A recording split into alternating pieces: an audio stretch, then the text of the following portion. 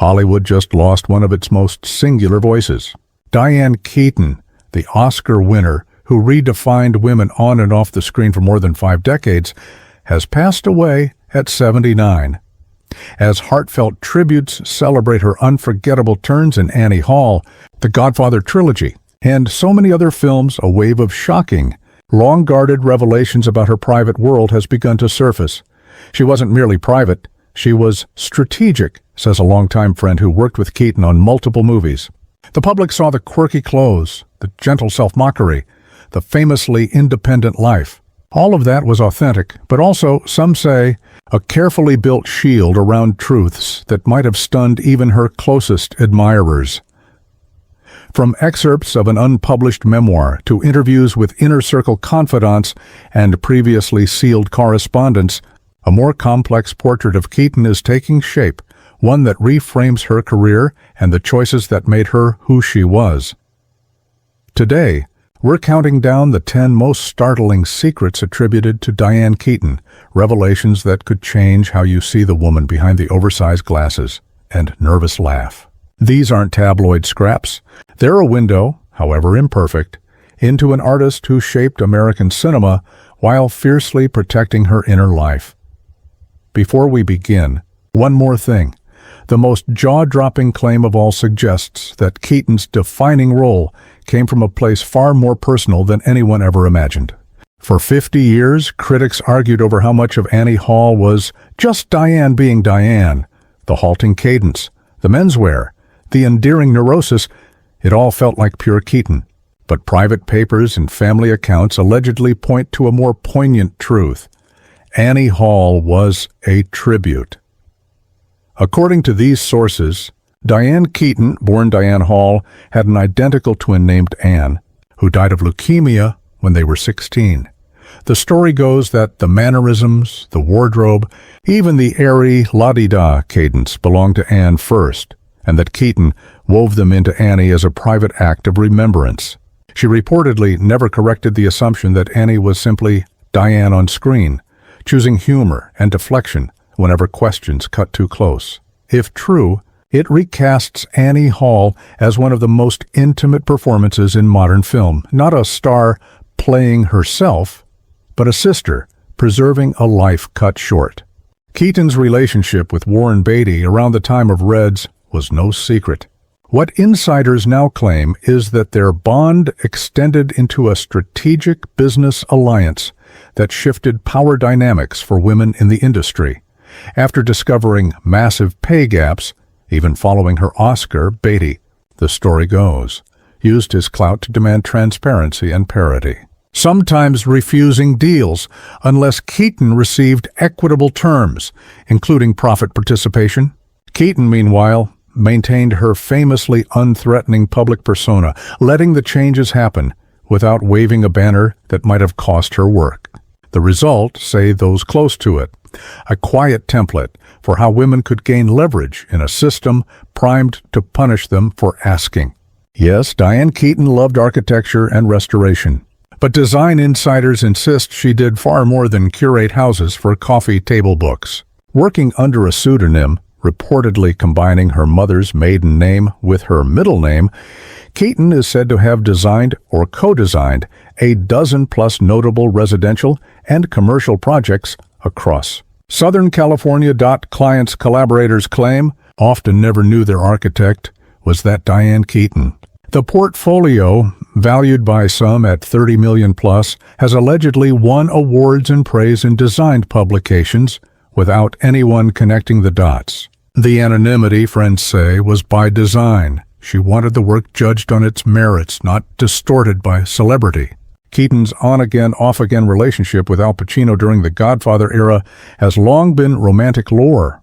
Private letters now suggest it was even more serious, reportedly including 2 engagements and nearly 3 years of living together. What ended it? Sources say, wasn't lack of love but an irreconcilable vision of the future, Pacino's traditional expectations versus Keaton's absolute need to work. She even turned down major roles while wrestling with the decision, then poured the heartbreak into Reds, a performance many now see as a cathartic declaration of self-determination. Despite the split, the two allegedly remained confidants, with Keaton as a steadying presence in Pacino's life long after the romance ended. Multiple collaborators claimed the original Annie Hall, then titled Anhedonia, was brilliant but inaccessible, an experimental puzzle that studio execs were ready to shelve. Keaton, they say, fought for a warmer, clearer spine, the love story. She pushed for deep cuts, urged Woody Allen to trim roughly 40 minutes of digressions, and helped stitch together the emotional through-line that audiences could hold. If true, it means Keaton's fingerprints are all over the elements that made the film timeless. The tenderness, the vulnerability, the beautifully human rhythm, while she insisted Allen keep sole public authorship to protect his brand and creative autonomy. Behind the buoyant energy, Keaton allegedly managed a decades-long fight with a rare form of rheumatoid arthritis. First diagnosed in her early 40s, determined not to be sidelined or pitied, she reportedly kept the condition quiet, even from colleagues. Her routine, according to those close to the work, waking 4 hours before call to treat and mobilize joints, icing between takes, favoring limited takes and precise blocking to conserve stamina. The signature layers and relaxed fits, they may have helped conceal compression supports and medical devices on hard days. Knowing this adds an even deeper respect for physical performances in films like The First Wives Club and Something's Gotta Give, reportedly shot during some of her most challenging flare-ups. Keaton never married, a choice often framed as defiant independence. Her journals, friends say, tell a more personal story. According to these accounts, her father struggled with undiagnosed bipolar disorder, and Keaton watched her mother's identity fold under the weight of managing it in an era with little understanding or support. Vowing never to disappear into someone else's needs, Keaton built her life to preserve autonomy, which also explains the layered, psychologically rich women she chose to play, characters who negotiated impossible pressures with grace and grit. Before most people knew her as an actress, Keaton was training as a singer, and she never stopped. Musicians who worked with her say she maintained a professional studio at home for decades, quietly recording more than 100 tracks, originals and standards, often with top-tier session players. She reportedly kept the work private to avoid the actress-turned-singer stigma early on, and later because the songs became too personal, an emotional journal she wasn't ready to share. In her final years, she was said to be cataloging and remastering the collection for potential posthumous release. Keaton directed several films, but insiders say her most personal script, The White Room, was her White Whale. Written in the late 1980s, it traced 3 women from the 1960s through middle age, confronting sex, ambition, aging, marriage, illness, the real terrain of lifelong friendship.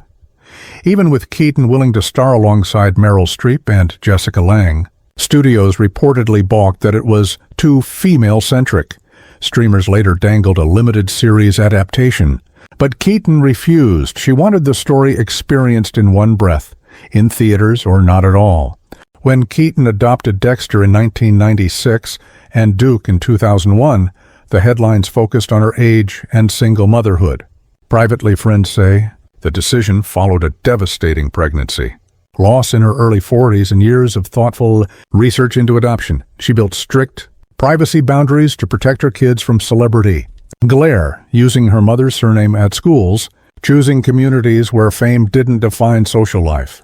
Professionally, she pivoted to steadier, more commercial projects with shorter shoots, prioritizing time and stability over prestige. Critics called it safer. Her journals reportedly called it love.